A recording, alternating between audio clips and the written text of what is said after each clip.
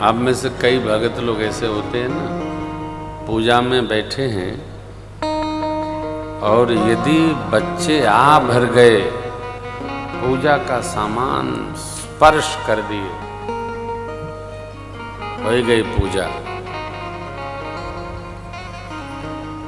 पूरा घर जान जाता है कि बच्चों ने इनको छुआ है। हाँ? हम एक ऐसी माई को जानते हैं कि उसके घर में कोई आके बैठ जाता है तो पूजा छोड़ के पहले उस जगह पर पानी छिड़कती है। दरवाज़ा छू दिया तो दरवाजे पर पानी छिड़कती है, घंटी लगी है बजा दिया तो घंटी पर भी पानी छिड़कती है। ओम नोम नोम स्वाहा, नोम नोम स्वाहा। तो मैंने उसके घर के मालिक से पूछा, तुम्हारे साथ क्या होता है? बोले मेरे पर भी छिड़कती है। तो हमने कहा तू तो शुद्ध हो गया, पानी छिड़कती है तो शुद्ध हो गया। ये मीनिया है, ये कोई भक्ति का अंग नहीं है। ऐसी माता जी लोग, भाई जी लोग, सब लोग गैस के चूल्हे पर भी पानी छिड़कते हैं।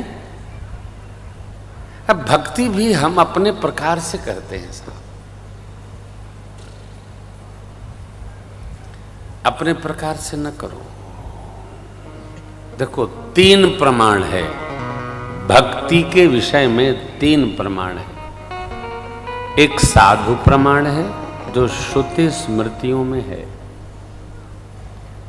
कैसे रहना। दूसरा पौराणिक प्रमाण है, पुराणों में भगवान वेदव्यास जी ने भक्ति के लिए क्या लिखा है, ये प्रमाण। तीसरा वैदिक प्रमाण है, वेद भगवान की क्या आज्ञा है। तीनों में जो समझ में आ जाए उसके अनुसार भक्ति करना चाहिए। मनमुखी भक्ति नहीं करना चाहिए।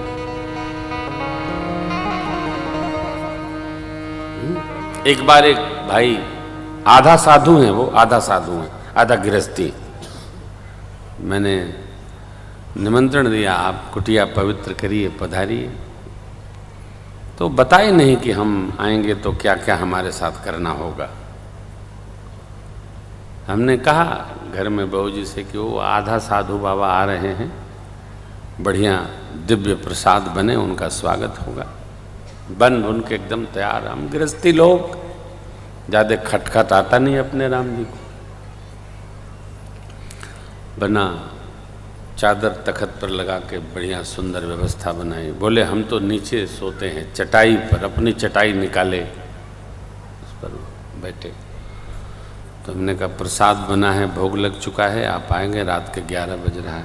बोले ना ना ना, हम तो गंगा जल में ही आटा गूंदते हैं। तो हमने कहा ये विपत्ति नंबर 1।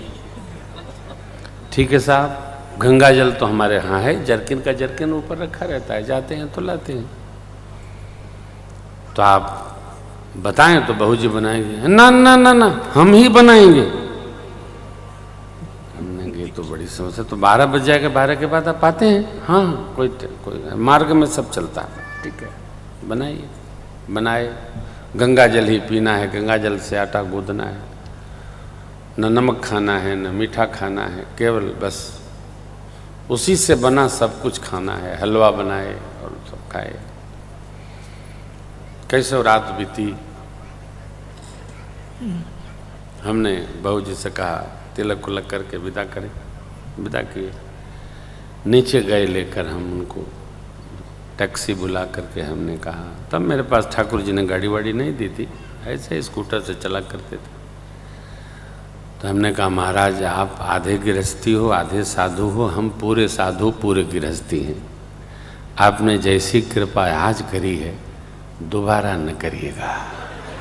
काहे ऐसा क्यों बोलते? बोले महाराज हम पागल हो जाएंगे, इतना तमाशा अपने बस का नहीं साहब।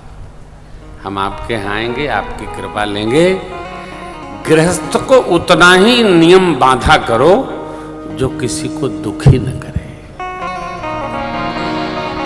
भगवान का जीवन कैसा है? सहज सुंदर सांवर हो।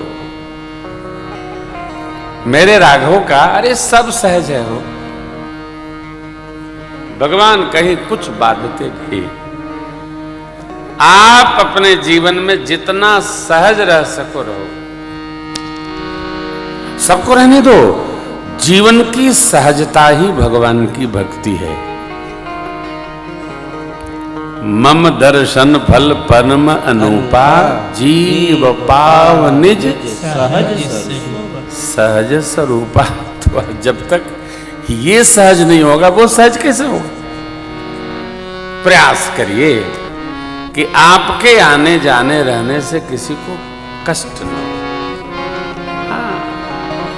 आप जहां रहिए लोग पसंद करें और प्रसन्न रहें, लोग चाहें कि आप आते रहिए। अयोध्यावासी मिथिला में बाराती बनकर गए थे, परंतु न मिथिलावासी विदा कर रहे हैं, न अयोध्यावासी जा रहे हैं। एक पक्ष जनमासा रहा था 15 दिन। आज तो रात में बारात जाती है, सवेरे तक 100 संख्या रही तो सुबह 8 लोग बचते हैं, न कोई रोकना। यदि आप बाराती बन के गए भी और कहा भाई साहब चलते हैं, अच्छा फिर मिलिएगा, ये नहीं कहता रुक जाओ। क्यों? समस्या कौन रोकेगा? इसलिए प्रयत्न करिए जीवन सहज रहे। मेरे ठाकुर का जीवन बड़ा सरल है।